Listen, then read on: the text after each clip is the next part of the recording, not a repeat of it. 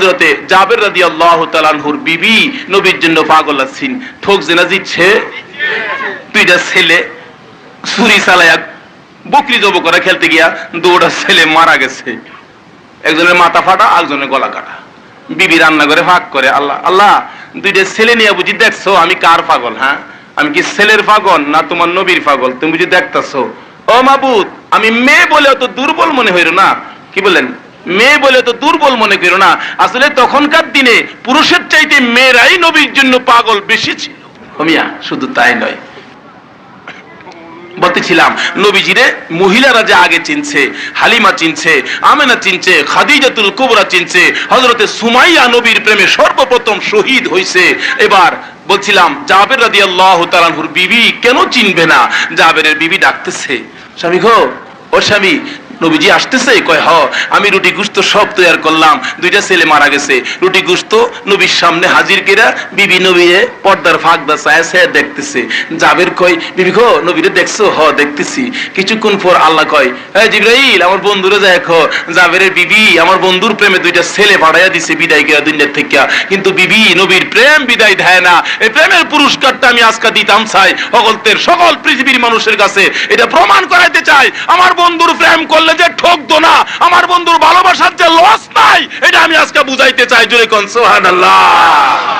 জাবেরের বিবি দাঁড়িয়ে দাঁড়িয়ে নবীর জন্য তাকাইয়া তাকাইয়া চোখের পানি ছাড়ে। আল্লাহর বন্ধু গো, আমার ভাগ্য ভালো, আমি তোমাকে দেখছি মন ভরে। আমার নবী রুটি গোশত সামনে পাইয়া খাইতে চাইলে জিবরাইল নবীর কানের গোড়ায় মুখ লাগাইয়া খবর দেয়, নবী গো, খাবেন না, রুটি খাবেন না, গোশত খাবেন না, নিষেধ করছে আমার আল্লাহ। কেন রে জিবরাইল নিষেধ করলো? জীবনে কোনোদিন নিষেধ দেন, আজকে কেন নিষেধ করেছে?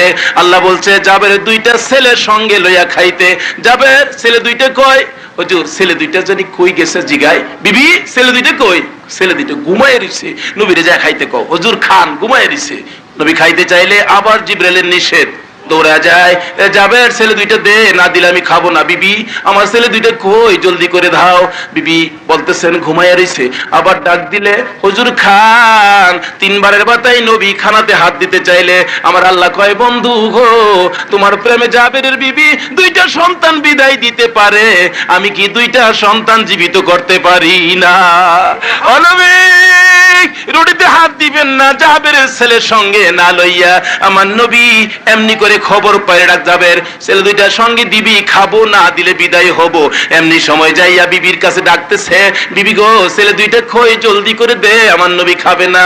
বিবি স্বামীর গলায় ধরে চোখের পানি ছেড়ে দিলেন, ও স্বামী, আমার ছেলেরা কেমনে খাবে গো, তারা দুনিয়া থেকে বিদায় হয়ে গেছে। এমনি করে খেলতে যাইয়া একটা ছেলের গলা কাটা আর একটা ছেলের মাথা ফাটা, কেমনে খাবে? ও স্বামী, নবীর কাছে যায় কো, নবী যেন খানা খায়। মারা গেছে? ও কই তারা? পাক করে কাপড়টা উদাম করে দেখে দুইটা কলিজার টুকরা পূর্ণিমার চাঁদ জীবনের ঘুম ঘুমিয়ে রইছে। যাবে ডাকতেছে, বিবি তারা কি আমার কোলে আর আসবে না? তারা কি দুই ভাই আমার আব্বু কই আর ডাক দিবে না? না। ও স্বামী কাইন্দো না, আমি যদি মা হইয়া সইতে পারি, তুমি বাবা হইয়া কেন সইবা না? দৌড়ে যায়, যায় ডাকতেছে, হুজুর, হুজুর গো খান, হুজুর আপনি একটু খান। এবার নবী বলতেছেন, না চলো যাই, তোমার ছেলের কি হয়েছে? হুজুর মারা গেছে, চলো যাই, আমি একটু দেখবো। নবী বরকতের পা উঠাইলে আমার আল্লাহ কই, রহমতের ফেরেশতারা কই রে, আয়া দেখ, আমার নবীর ভালোবাসার পুরস্কার আমি দান করব। কাপড়টা সরাইয়া দিলে দুইটা ছেলে পড়ে আছে, জীবনের ঘুম ঘুমাইছে, মাথা কাটা, মাথা ফাটা, গলা কাটা দুইটা ছেলে।